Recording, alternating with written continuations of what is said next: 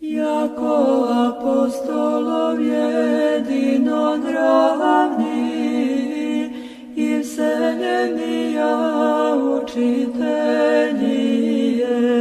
Vladiku всех molite, mir vseljenje darovati i dušam našim veliju milost.